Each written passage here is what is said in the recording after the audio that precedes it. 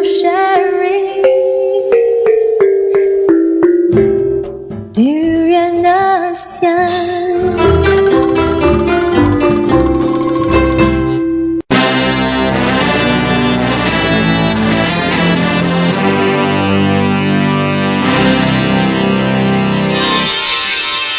ASEAN Dailies. First and the foremost news from Southeast Asia. Good morning, this is Arlene, and thanks for listening to Durian ASEAN, the voice of discovery and sharing. Today we are going to start our conversation about politics in Southeast Asia. And as usual in ASEAN Daily, we will bring you all the latest updates and what's happening in this region. ASEAN's North Korea response showed that the need for strong leadership in 2016. The joint statement recently issued by the ASEAN on North Korea's recent nuclear test comprised 119 carefully selected words. At best, it was muted and conveyed at a surprisingly detached position. It did not condemn or express concern over Pyongyang's gross violation of relevant UN Security Council resolutions. ASEAN's response stood in stark contrast to the widespread international condemnation of Pyongyang's test of a nuclear device, which it claimed was a hydrogen bomb, on January 6, which drew a strong reaction not only from the US and other Western powers, but also from North Korea, old friend and ally, China, as well as Russia. Conspicuously, and the ASEAN statement signed by all of the group foreign ministers lacked the far stronger language featured in the previous ASEAN statements on North Korea's nuclear activity.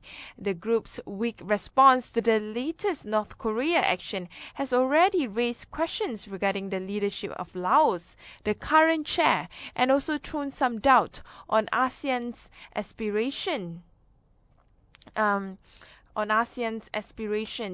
And what we are seeing right now, that the key regional player as well as the health of the newly launched of the ASEAN community is under threat, definitely, when it's being seen in that light.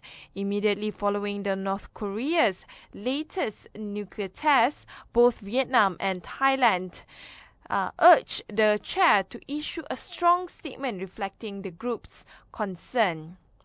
Vientiane, as ASEAN chair, decided to adopt a milder position, omitting any condemnation, let alone expression of concern. This can be seen as a move to explicitly avoid antagonizing Pyongyang, with which Vientiane had maintained close ties.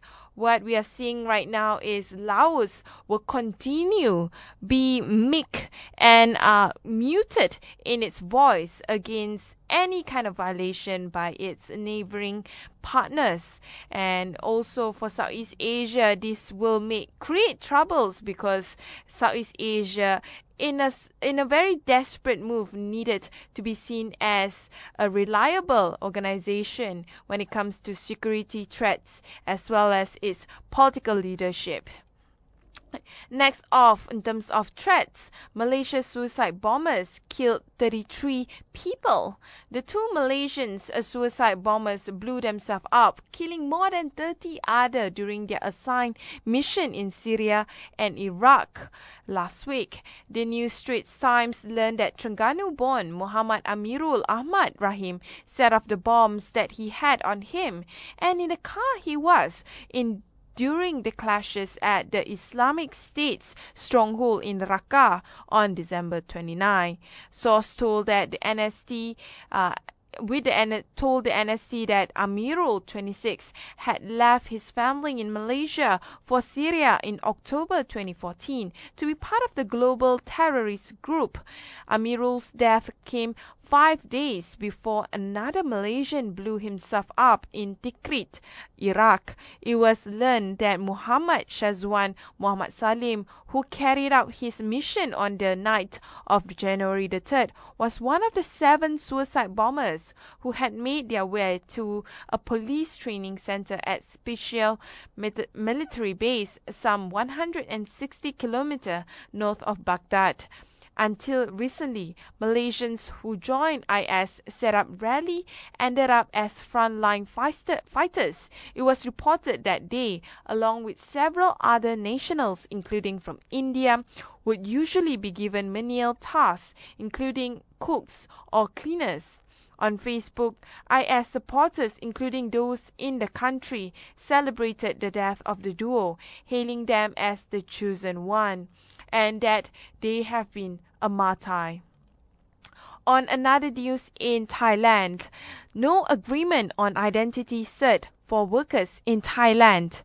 A bilateral Thai-Myanmar meeting to resolve issues relating to migrant workers in Thailand had ended up inconclusively, as the Thai negotiators have referred all matters under discussion in Bangkok.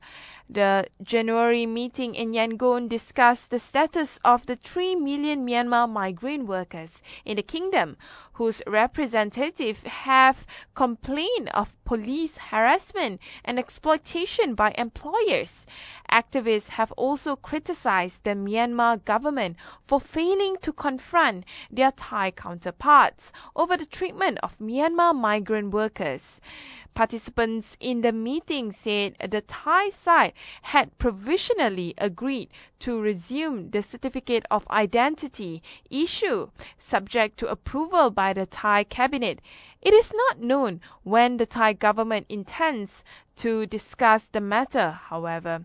I hope that the Thai will respond as soon as possible on resuming the certificate identification process, because they plan to start verifying the citizens of pink card holders before the end of March.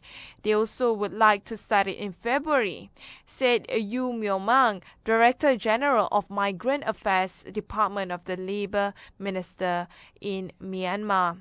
The Labour Ministry said that there are almost 500,000 Myanmar or 500,000 Myanmar migrant workers in Thailand holding pink cards, which grant them temporary leave to work.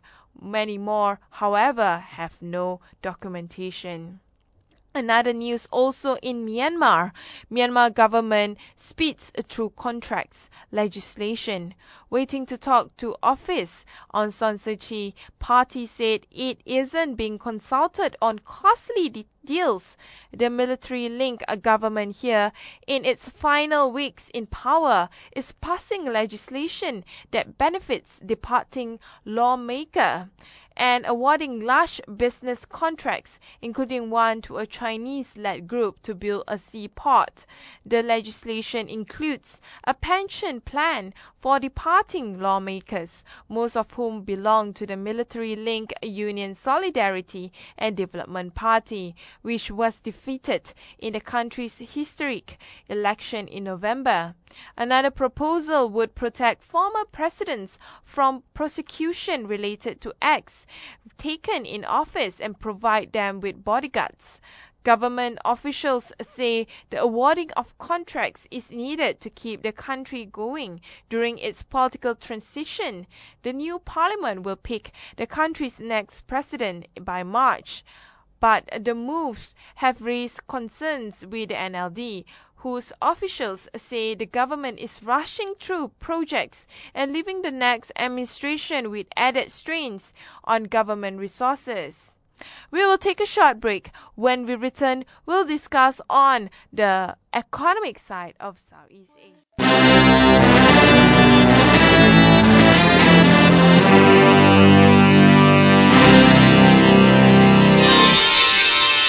ASEAN Dailies.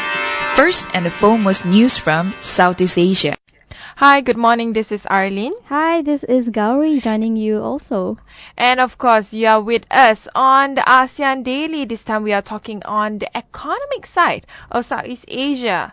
Malaysia is the only country, interestingly, with a TPP opt-out clause. This is according to one economist. Yes, and that economist would be, according to the Asian Development Bank lead economist Jayant Menon, who says that how Malaysia was able to secure this, I don't know. We don't know either. That's right. And I mean, if Jayant Menon doesn't know, then the rest of us wouldn't either. But he said that I think International Trade and Industry Minister Datuk Seri Mustafa is a great negotiator, he said at an ASEAN Economic Forum. And although the TPPA was labeled as gold standard agreement, now that the negotiated text is available, it is significantly watered down to secure compromises. And Malaysia is one of the countries that's been most successful in securing a lot of exemptions in many sensitive areas.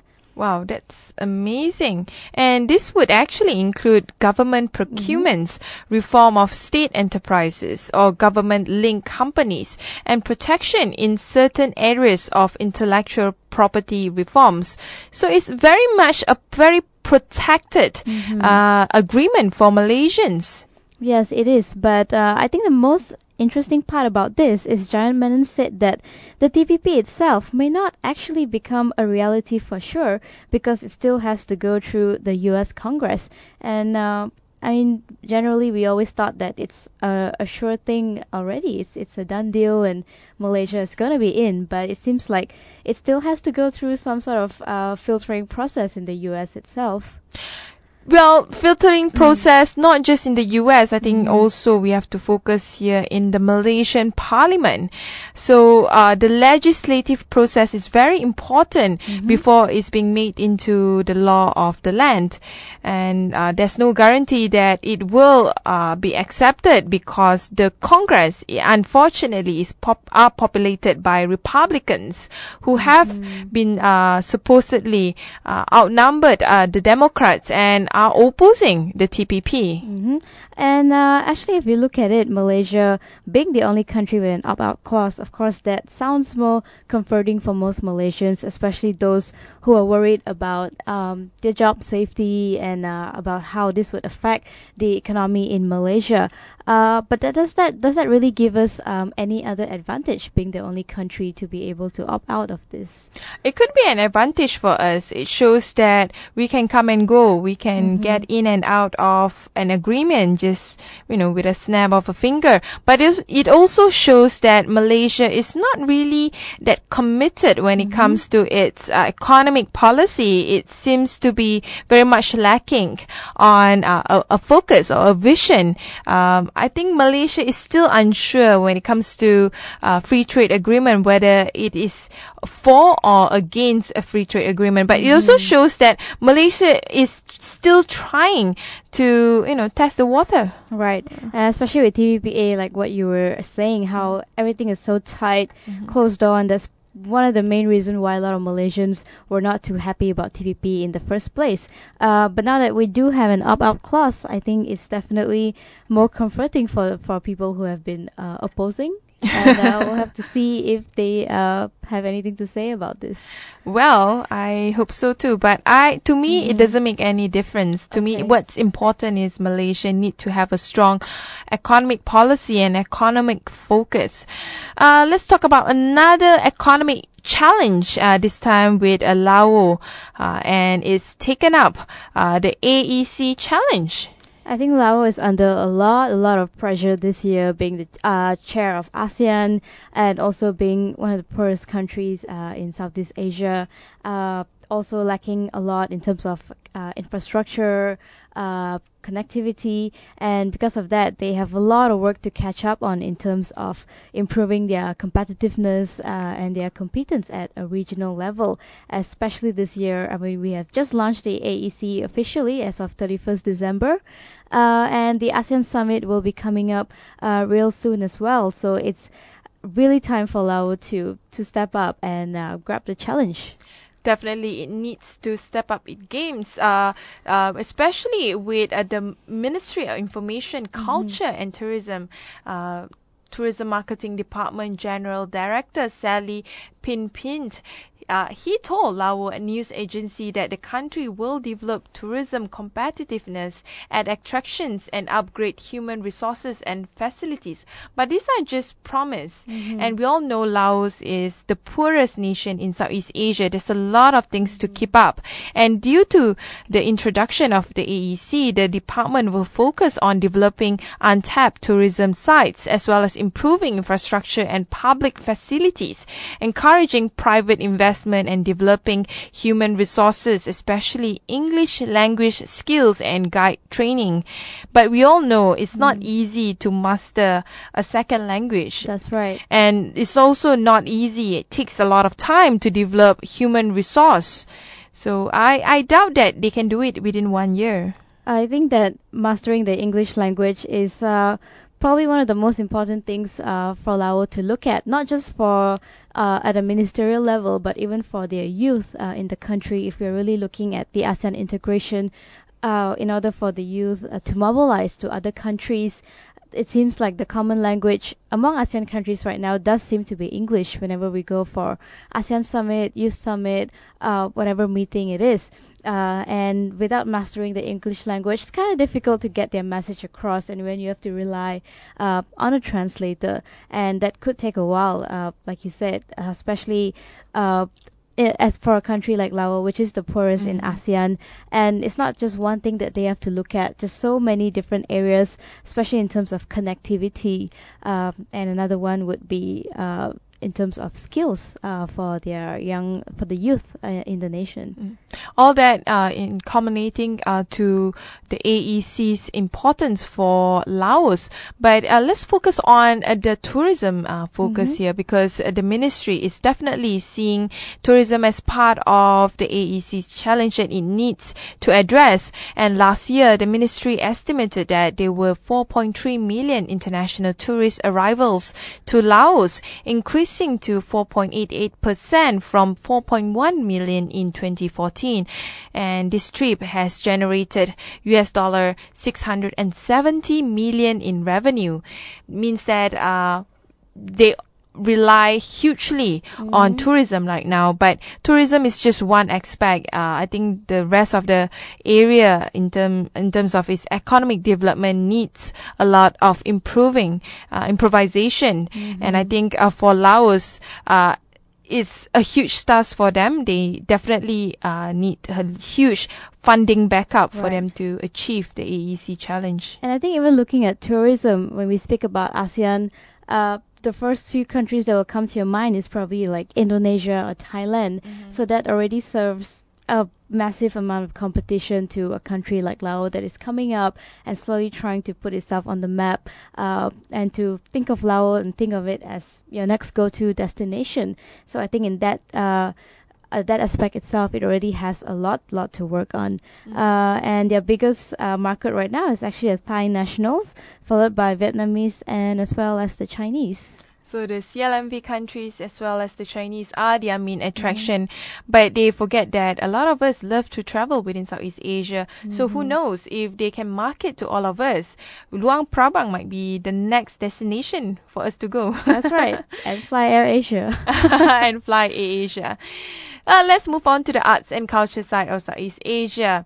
Hopes for peace as Myanmar ethnic Karens celebrate their new year. That's right. Myanmar's ethnic minority is celebrating their new year. I'm amazed that they have a new year, and I'm glad for the Karen tribe to be able to celebrate their new year.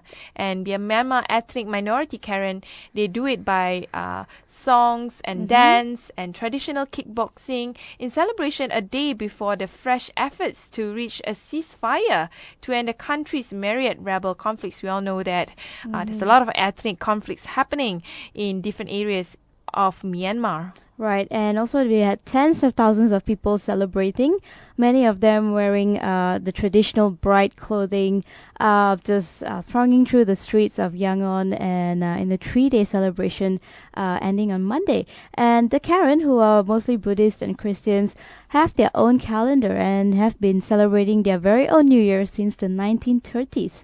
Wow, And of the course, 1930s. yeah, that's quite some time ago. Yeah. And it's great that to see that they have their own thing going on as well. And another interesting thing here is that amid all the, the ethnic clashes that's going on with the rebels, the gunfire, they actually sort of just putting all that aside and taking a break and just focusing on their new year, trying to be positive about it and hoping for the best out of whatever negotiations that will be taking place. Maybe after putting this. their anger towards kickboxing, which is part of their traditional activity as well. Right, and also the guns have fallen very silent in the state, especially after ethnic minority rebels waged one of the longest insurgencies in the world. And although in the recent months there have been some sporadic clashes linked to smaller rebel factions, and it's like an on and off thing, you hear about a peace agreement and then there's another gunfire and then there's another peace agreement and then they lose it again. I think at the end of the day, they have always been seeking for an autonomous rule. So at the end of the day, Myanmar, if they want to achieve democracy, is either they do a comprehensive nation building for the whole of the nation, or they focus on creating small autonomous region within the huge country of Myanmar, especially to create peace among the ethnic tribes there. Before we end the show, I just want to highlight about the passing of David Bowie at 96 years old after battling cancer. Right, and the shocking news of David Bowie's death, of course, it shocked the entire social media yesterday, especially because it came just after him releasing his new album on his 69th birthday. And that's just a few days ago. Exactly. And this has been met with, of course, a lot of disbelief from fans, celebrities, and a lot of members from the music industry. Apparently, he died after losing a battle to cancer, but it was not really specified what cancer he was suffering from. But his representative, Steve Martin, said he died peacefully, was surrounded by family members, according to the Associated Press. And a statement on the musician's official website also read that David Bowie died peacefully today, surrounded by his family after a courageous 18-month battle with cancer. While many of you will share this loss, we ask that you respect the family's privacy during the time of grief. Cancer is definitely the number one killer for most of families out there. I mean, cancer itself, you either survive it, Right. or you have to battle within a short period of time. That's right. And what's really interesting is also when David Bowie released his last music video called Lazarus, there was actually some haunting images in the video. Oh, really? Of David Bowie in a hospital bed, his eyes were bandaged, and sort of like a foreshadowing that he sort of knew his time was up. And he even had lines like, "Look up here, I'm in heaven." That's very spooky to me. It is, and it also shows that he saw it coming. That probably he knew that his time was up, and this is a losing battle. Yeah. And of course, a lot of celebrities, even football players, managers have voiced their concern and just wishing the best to their family. And for fans out there, you can buy his new album called The Black Star, which earned rave reviews among critics. That's all from us today. Thanks for listening to Durian ASEAN. You can always catch us on our social media, Facebook, Twitter, and Instagram. Also, don't forget to subscribe to our YouTube channel. And if you're on the go, please download our Durian ASEAN app so you can listen to us anytime and anywhere.